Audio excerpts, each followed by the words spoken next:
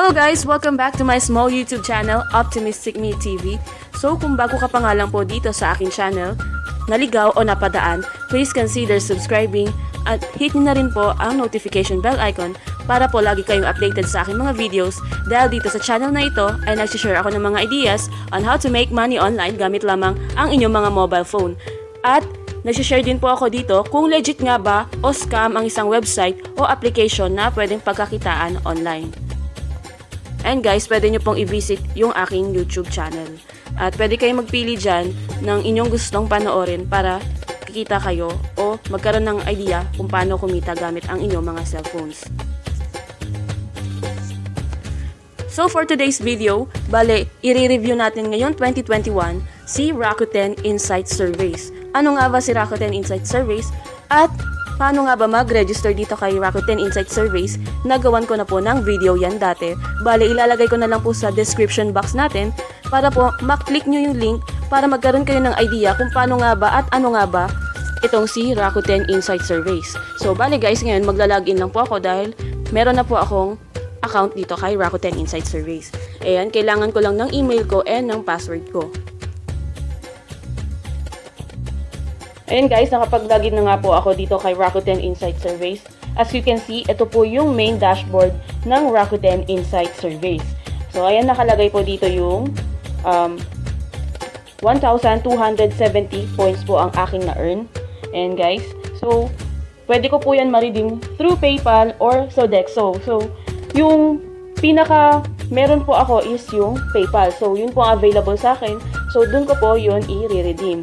So ano nga ba yung kailangan dito kay Rakuten Insight Surveys para makapag-redeem tayo? So, balik po tayo sa ating main dashboard.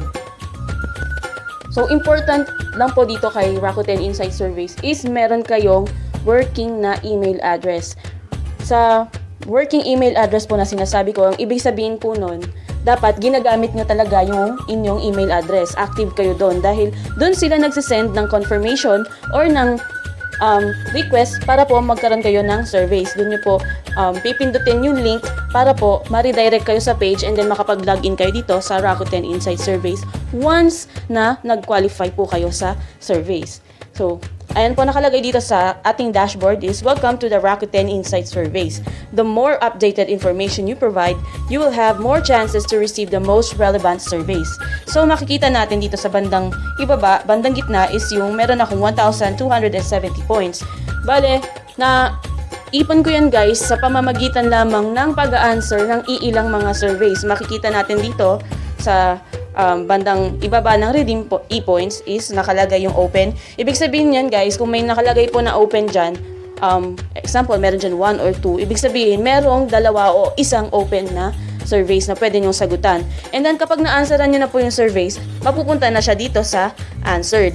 And then kapag hindi na naman po kayo na-answeran o hindi kayo nag-qualify sa surveys is mapupunta siya dito sa close, which is meron po akong dalawang close na surveys. Dahil kinailangan po ng laptop. Meron po kasi mga surveys na kailangan sa laptop lang po talaga natin i-answer yung survey na yon. So, bale, meron akong answered na 14 surveys. Doon ko na-gain yung 1,270 na points.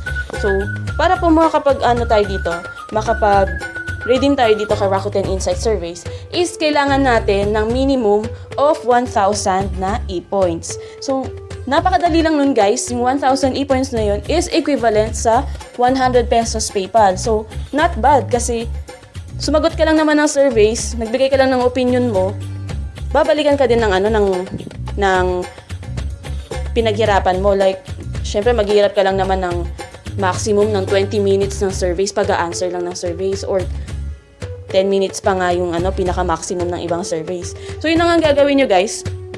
Bale, babayaran na kayo ng Rakuten Insight Surveys. So, for today's video, titingnan natin o i-review natin kung still paying pa ba itong si Rakuten Insight Surveys. So, ang gagawin ko guys is i-redeem ko na nga po yung 1,000 points ko dito. So, pag na-receive ko na po yung aking 100 pesos worth of PayPal is i-inform ko kayo agad para po malaman ninyo kung scam nga ba o legit pa rin ba itong si Rakuten Insight Surveys. So, magre-redeem lang po ako guys. Sa pagre-redeem, bale, itatap lang natin itong green na rectangle dito. Itong redeem e-points.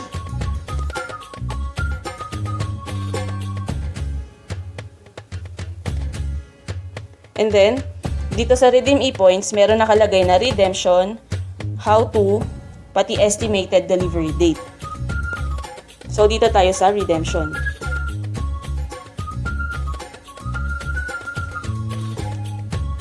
So, ayan guys, makikita natin na meron nga ditong PayPal and Sodexo Premium Pass. Gaya nga po na sinabi ko kanina, at aking i-redeem dito is yung PayPal dahil yun po ang available na meron ako dito sa aking phone at meron po akong account ng PayPal. So, mas madali po talagang mag-redeem using PayPal. Unlike sa Sodexo kasi minsan nagkakaproblema pa po yung kanilang redemption sa Sodexo. So, for today's video, titingnan natin kung legit paying pa nga ba ngayong 2021 etong si Rakuten Insight Survey. So, gagawin natin is magre-redeem na po tayo. So, yan, basahin po muna natin. Earn bonus rewards from 2,000 e-points and up. You can transfer your accumulated e-points to your PayPal account. Minimum required is 1,000 e-points. So, meron nga po akong 1,270 na e-points. So, pwede po akong mag-redeem dito ng 100 pesos. Start na po ako, guys. So, itatap ko lang itong please select. And then, itong 1,000 e-points. And then, itatap lang natin itong redeem, itong green na rectangle.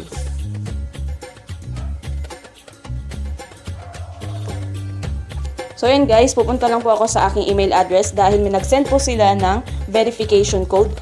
At ang verification code na yun ay mag-expire within 10 minutes. So, balikan ko na lang kayo guys after. So, yan guys, na-enter ko na nga po yung kanilang confirmation code na sinend sa aking email address. And then, ito ang lumabas. You're almost done. Then, dito sa baba, important notice for exchange to PayPal cash reward. Number 1 is we can only make PayPal payments to the email address registered listed below. So, yung aking personal details. And then, please note that you can add up to 5 different email address on your PayPal account. Any email address registered on your PayPal account can be used to receive payment from Rakuten Insight Survey. So, any of those PayPal accounts na meron kayo, basta naka-register yung inyong PayPal account o yung PayPal email address nyo dito kay Rakuten Insight Surveys. And then, please ensure that the email you have registered on Rakuten Insight Surveys is also registered to your PayPal account before you submit your redemption. Otherwise, it will be rejected by PayPal. So, yun guys.